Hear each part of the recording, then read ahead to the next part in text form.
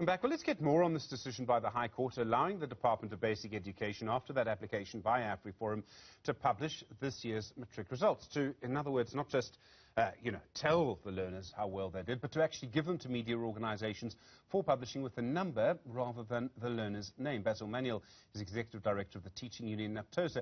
Basil, good afternoon to you. Where do you stand on this? Do you think it matters one way or another to the actual matric learners themselves? Stephen, I think it matters, given the timing of the announcement that it wouldn't be published.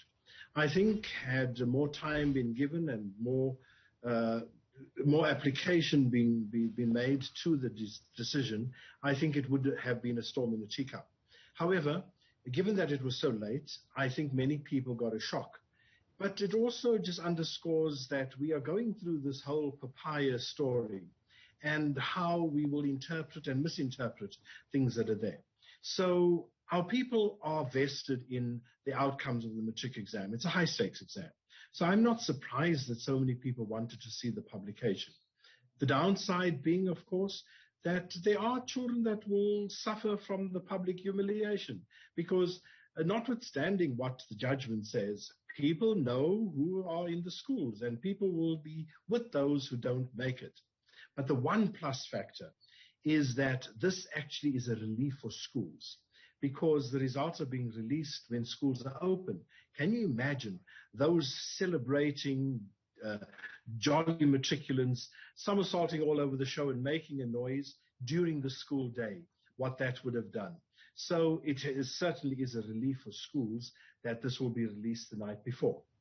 Is there a little bit of, I don't know, is the right word voyeurism here? I mean, if someone wants you to know how well they did, they'll tell you. If they don't want you to know, they won't. I mean, I realize the information always leaks out. We all have families, and Basil, families leak. But it does mean that it does sort of lead to a situation where I wonder if we're almost too curious in a way. Well, yes, there is this sense. But of course, we must remember that the media houses have invested quite a lot in getting this publication out, and suddenly the rug was pulled out from under them. But we are overly curious. We want to know what our neighbor's child has achieved and so on. And it's good if it's a happy ending. It's not so good if it's not a happy ending. But Stephen, it's a tradition. There's going to be a lot of celebrations, etc. And one can only hope that health and safety will be part of the celebration. But it has become an institution in the country. So I think many people are welcoming the ruling in particular.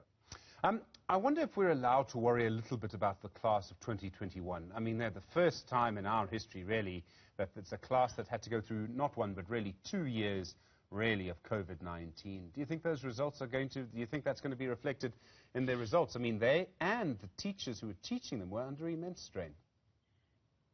They were, Stephen. You know, some of our teachers are complaining. They're telling us that they've hardly had a weekend or a holiday for the whole of 2021 because of the catch-up that had to happen, because of the building blocks from 2020 that weren't there.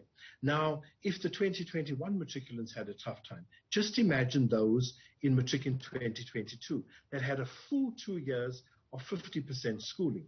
It will only be worse. But if the results are unaffected by it, then we've got to question the results, quite honestly, simply because you can't have all that happen and no impact on the results whatsoever. At the same time, I mean, we still have a situation where the class of 2022, they've just started, the coastal schools go back tomorrow.